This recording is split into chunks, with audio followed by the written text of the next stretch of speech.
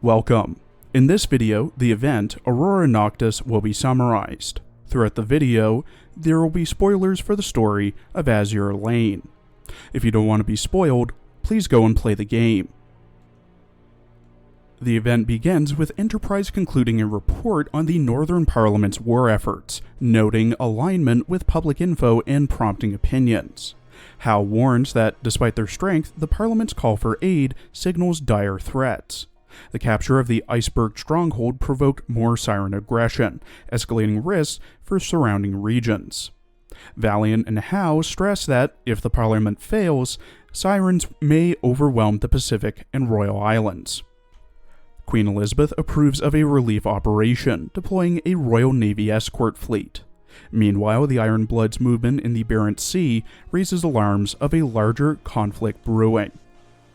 As the Royal Fleet sets sail under Belfast's guidance, Hermione, Sheffield, and Edinburgh prepare for the tense mission. Their objectives: deliver supplies, retrieve the commander, and covertly gather intel on the Northern Parliament. Trouble brews as the Parliament's destroyers are redirected to the front lines, raising fears for the commander's safety. A sudden aurora reveals enemy planes, Ironblood forces, including submarines, launching an assault. The escort fleet successfully repels the attack, but its limited scale sparks suspicion. Eagle fears it may be a ruse to split their forces or bait them into a trap.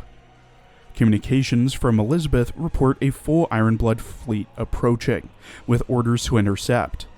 Eagle and Hermione hesitate, abandoning the convoy would risk disaster for the Parliament and Eagle Union. Suspecting miscommunication or misinformation, Hermione seeks confirmation. Meanwhile, hidden Ironblood submarines observe, debating the merit of their delay tactics. Though the immediate threat is gone, the true objective of the enemy remains unclear. Elsewhere, Admiral Hipper scolds Prince Eugen for her lateness, while Ironblood forces, Tirpitz, Scharnhorst, and Graf Spee among them, prepare for a calculated strike. Meanwhile, the Royal Navy supporting fleet, led by Perseus, is awestruck by an unnatural aurora before realizing their position may be compromised. Despite Sheffield's warnings, Vampire revels in the surreal beauty as the team braces for confrontation.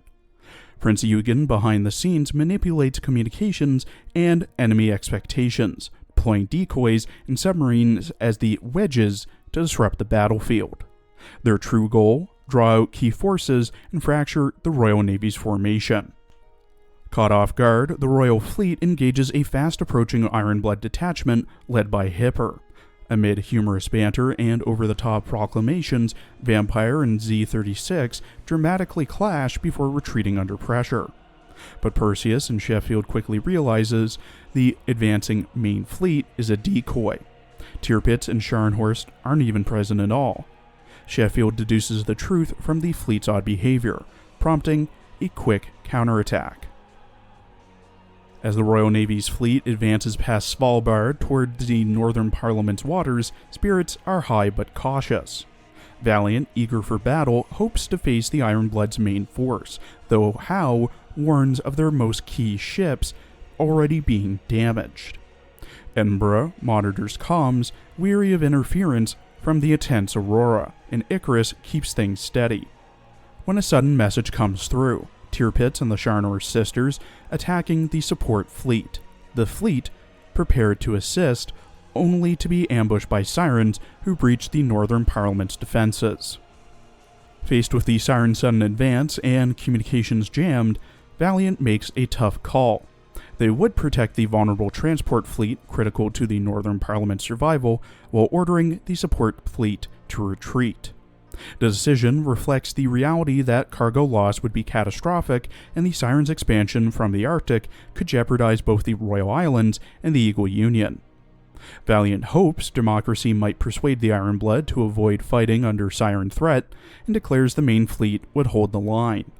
This mission would not fail under her command.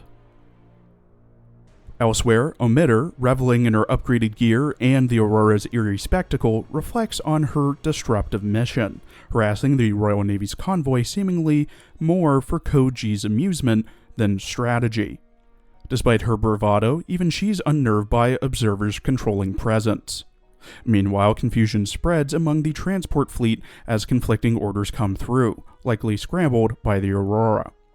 Hermione, Eagle, and Jamaica choose to ignore the bizarre commands, trusting their duty to Her Majesty and pressing on with the mission to safely deliver supplies to the Northern Parliament. As the escort fleet rejoins the transport group, they brace for a full-scale U-boat assault. The Ironblood submarines attempt a Wolfpack strike, but the Royal Maid team holds firm, launching a fierce anti-submarine defense. U-boat forces are forced to retreat after exhausting their torpedoes, leaving the convoy untouched. Though victorious, Hermione remains uneasy. Communications with HQ are still down, and she suspects interference beyond natural causes. Sheffield, Perseus, and Vampire lead a small fleet in pursuit of what appears to be the Ironblood's main force, only to discover it's an illusion. Deutschland boasts of Ironblood superiority before vanishing, along with the rest of the fleet, revealing the deception. Sheffield deduces they were chasing shadows likely due to a new jamming and projection device. While clearing out the real mass-produced ships left behind, the trio struggles with communication issues and begins to suspect a broader, coordinated disruption, one possibly not caused by the Ironblood alone. As Perseus contacts the others, a siren assault erupts from the north, revealing the true threat breaking through the Northern Parliament's defenses. Despite jamming and confusion, the Royal Navy pushes back the sirens, though the danger remains high without a humanoid leader even present. Prince Eugen quietly orders a retreat, having achieved her disruption goals, while Admiral Hipper grumbles at the abrupt end. Realizing the transport fleet is now vulnerable, Perseus, Vampire, and Sheffield rush to regroup, with Sheffield left uneasy about Ironblood's motives. Gunfire lights the Aurora Streak skies as the Royal Navy battles sirens, their firepower cutting down even improved models. Amid cries of defiance, Howe and Valiant held the line, determined not to be outshined by the Northern Parliament. The humanoid siren Obstructor emerges, equipped with weaponry that disrupts rigging systems. Icarus relays critical intel, only overwhelming force can bring it down. Their assault succeeds, but the celebration is cut short by a chaotic transmission from the deranged siren Omitter, who declares herself the true threat.